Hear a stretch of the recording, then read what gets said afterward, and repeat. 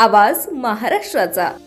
जालना जिल्हा अंबड तालुक्यातील जामखेड येथील मांग समाज यांच्या वस्तीतील 10 लाखाचे सभागृहाचं काम चालू आहे आणि या कामात कॉन्ट्रॅक्टर आणि इंजिनियर यांनी वाळू, खडी, सिमेंट निकृष्ट आणि खराब वापर करत आहे आणि कॉलम हा 18 इंच असतो तर त्यांनी हा कॉलम 15 इंच केला आहे आणि कॉलम मध्ये वापरले जाणारे स्टील 12 mm वापरले जावे तर त्यांनी 10 mm चे स्टील वापरलं केलं आहे। खरं तर मातंग समाजाला हे सभागृह मिळत आहे याचा आनंद आहे तर दुसरीकडे या कामात मोठा भ्रष्टाचार होत आहे याचं दुःख आहे। जामखेडमधील मातंग समाजातील तरुणांनी या कामाची पोलखोल केली आहे। खरं तर दलित वस्तीमध्ये विकास होत असताना ज्या ठेकेदाराला हे काम दिलं जातं ते त्यांनी प्रामाणिकपणे करायला हवं। मात्र या सभागृहाच्या कामांमध्ये जे काही साहित्य वापरलं जात आहे ते निकृष्ट दर्जाचं आणि कमी वापरलं गेल्याचं, नंतर भविष्यात हे सभागृहामध्ये काही अडचणी आल्या तर याची जबाबदारी कोण घेणार हा प्रश्न जनतेच्या मनामध्ये आहे। त्यामुळे शासनाने त्वरित दखल घेऊन या सभागृहाचं काम उत्कृष्ट दर्जाचं करायला हवं।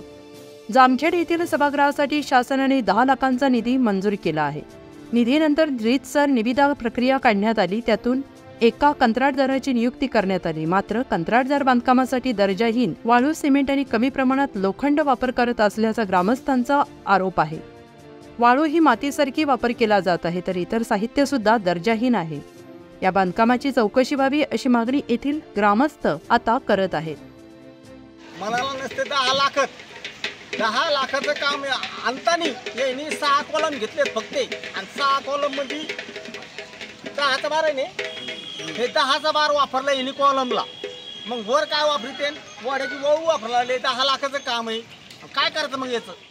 दलित वस्तीचं काम चालू आहे, सभा मंडपचं हे काम एकदम बोगस चालू आहे।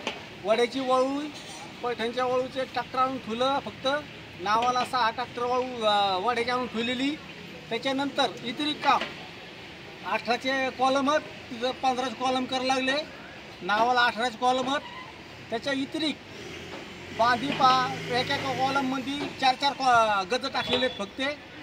पुणे तसेच पिंपरी चिंचवड आणि महाराष्ट्रातील महत्त्वाच्या आणि ताज्या बातम्या पाहण्यासाठी महाराष्ट्र 18 न्यूज चॅनलला YouTube वर सबस्क्राइब करा आणि बेल आयकॉन प्रेस करा।